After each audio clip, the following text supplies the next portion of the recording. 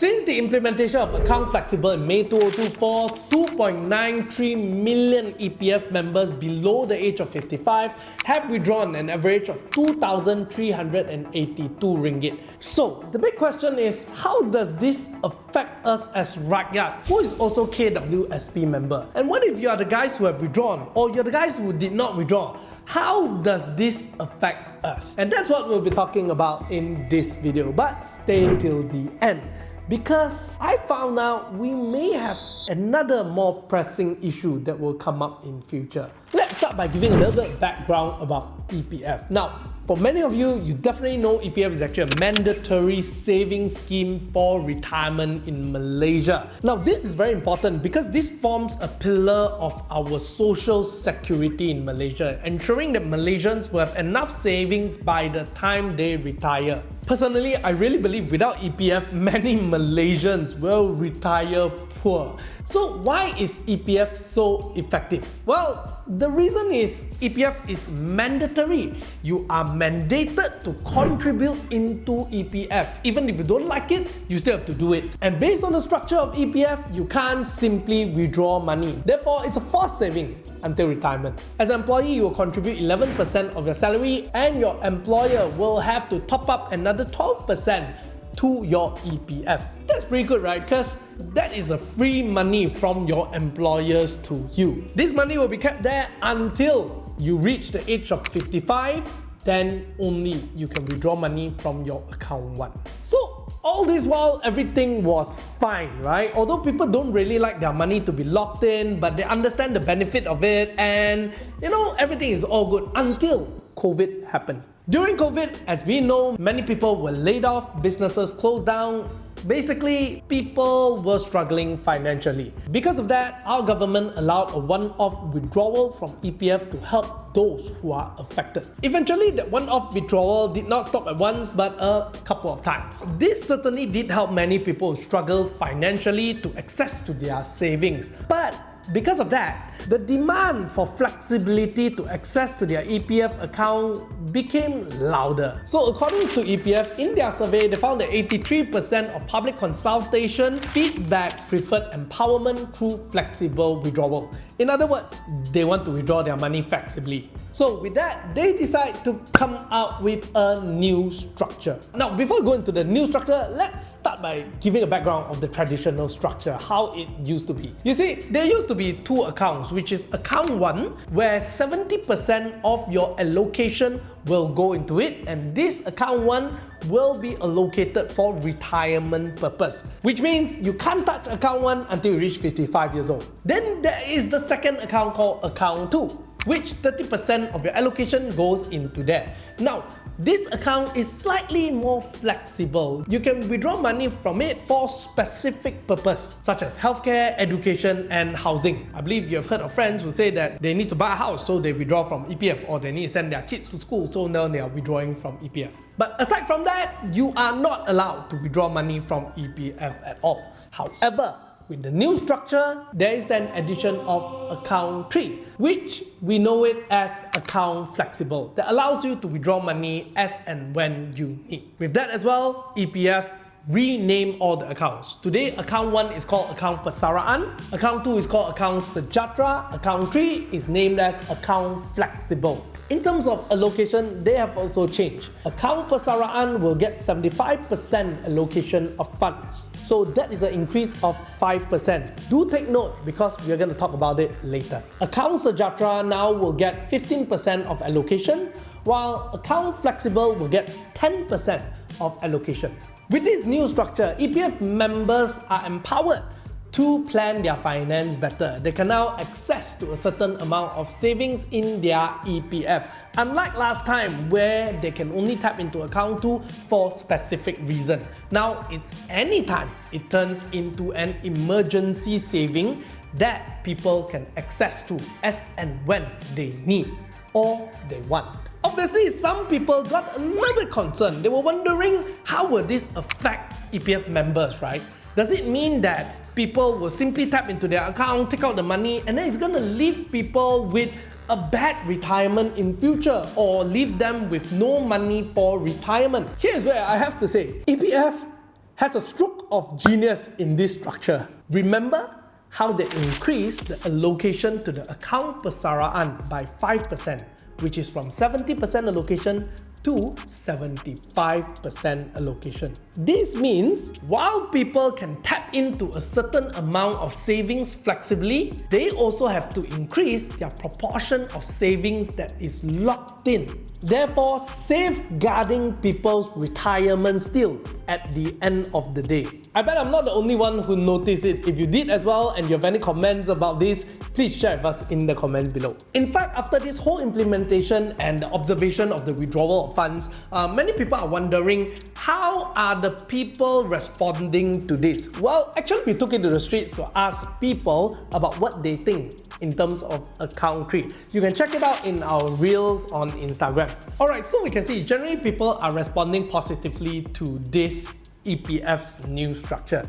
Nonetheless, there are certain people who are rather concerned. They are saying that with this flexible withdrawal, will it affect EPF structure? Will it affect dividend and so on and so forth? Well, regarding that, EPF CEO Mr. Ahmad Zulkarnain is confident that the impact of this new structure is manageable. In fact, they already expect withdrawals to be between 20 billion to 30 billion this year. Then there will be a 4 to 5 billion annual withdrawal from then on. Alright, now with all this number, it definitely sounds like a lot of money, right? And you're probably thinking, wow, with so much of money being withdrawn, can EPF tahan or not? Well, let's take a look at some numbers. Actually, compared to the year of 2020 and 2021, these numbers are way lower. And even with a higher amount of withdrawal, EPF was able to manage their funds well and provide a good return to the members. The CEO also further commented that contributions in future are also looking good, with about 15% increase in 2023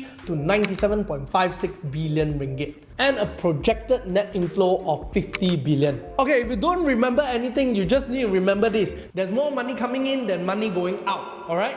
So it's manageable. So those of you who are worried about dividend and the health of EPF funds, well, you don't have to worry. You can sleep peacefully at night, okay? Then let's move on to the next part. One of the most common questions that we keep getting from our audience is, should you withdraw from your Akaun Fleksibel? Some are saying they want to withdraw the money to buy stuff. Well, that's an obvious answer in my opinion, no. But some are actually saying that, hey, maybe I can withdraw the money and invest elsewhere to get better return, right? Personally, here's what I really think. I think you shouldn't withdraw money from EPF unless it's absolute necessary. You see, what makes EPF truly effective as a tool for retirement is the fact that it protects your money against yourself. Very often, we are our own money's biggest enemy, because when we save up money, after a while, we will withdraw. Whether being it used for daily expenses or certain dreams that we want to have, like holidays and so on, sometimes, even when we save up, we will think of taking that money out to invest in other places to gain more returns. That's how you hear a lot of retirees getting scammed of their retirement fund, because getting attracted to better returns. The point is, EPF is one of the safety nets we have in order to retire. So you really want to keep it there as a safety net and don't take too much of risk on that money. However, if you still feel like you want to take the money out to invest into other areas, well, that is your choice. Maybe you can share with us in the comment. What do you think? Should you take out your money to invest in other areas with higher return? Now, on the other hand, I also think that many people will just withdraw the money out to spend on other things. Well, during the 2020 and 2021 withdrawal, while there are some people who really withdraw the money to spend on basic goods, I've known many people who actually took out the money to buy new bicycles, spend on holiday, upgrade their car, and stuff like that. In fact, the other day I just spoke to a friend who runs an e-commerce store and sell items that is hobby related. He told me that ever since that people can withdraw for EPF, somehow his store sales also went up. The point I want to say is this: over the years, I've come to learn that people generally lack self-discipline with finances. I just want to say it again. If you can help it, please don't withdraw. Now, before we move on, I also want to address this misinformation, because I noticed that many people actually thought that EPF's Akaun Fleksibel will have a different dividend rate, where the dividend rate is lower. In fact, when we did the street interview, that was what some people think. Now, I want to highlight that EPF has clarified that all three accounts will have the same amount of dividend rate. And if you want to find out more accurate information about this EPF structure or the dividend rate and stuff like that, please visit their official website to find out more. Don't just listen from different rumors, okay? In fact, they even have a page dedicated to answer these common misconceptions and questions about Akaun Fleksibel. I'll put a link down in the description below so it's easy for you to check it out. So after listening to all that, if you still need to withdraw money from EPF, here is what you can do. Remember, between May 12, 2024 to August 31st, you can make an initial transfer into your Akaun Fleksibel. So if you want to allocate some initial amount into it, please do it before August 31st. And by now, as the recording of this video, you probably already have some money in your Akaun Fleksibel because 10% is allocated every month into this Akaun Fleksibel lah. Now, after all that being said, right, actually, I personally do have some concern. Remember I said in the early of this video, there's something that I'm more concerned about. Well, it's not about EPF Fleksibel withdrawal. I think withdrawal is meant to happen. But actually, there's this thing that many of us do not see, is the impact of low birth rate on EPF.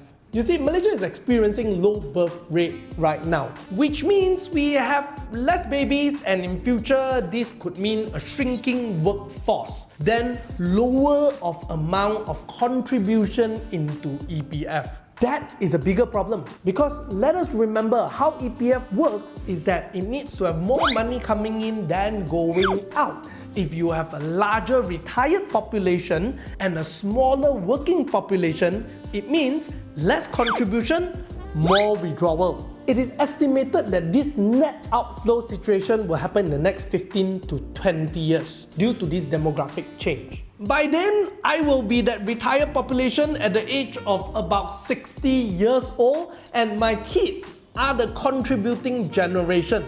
So, I am quite worried for my kids and grandkids. So it is in this respect that I'm actually much more concerned about EPF and our country's future. In fact, I really look forward to hear from our government and different institutions to hear the different kind of solutions and policies to manage this population or demographic issue. At the meantime, for those of you who are wondering if you should be having kids or not, well, I would say please have kids, alright? Yeah, in order for a better Malaysia in future, please have kids. Nonetheless, it is your personal choice and you should only have kids if you are ready, alright? Don't simply have kids when you're not ready, alright? So overall, here's what I think about this new structure. I think it's pretty good because it gives you an empowerment to have access to your saving, but at the same time, they increase the retirement contribution in Account 1, safeguarding your retirement. In terms of fund performance and dividend, I'm not too worried given EPF's track record over the past many years. So those are my honest thoughts about EPF's new structure. What do you think? Now it's your turn to tell us what you think in the comments below.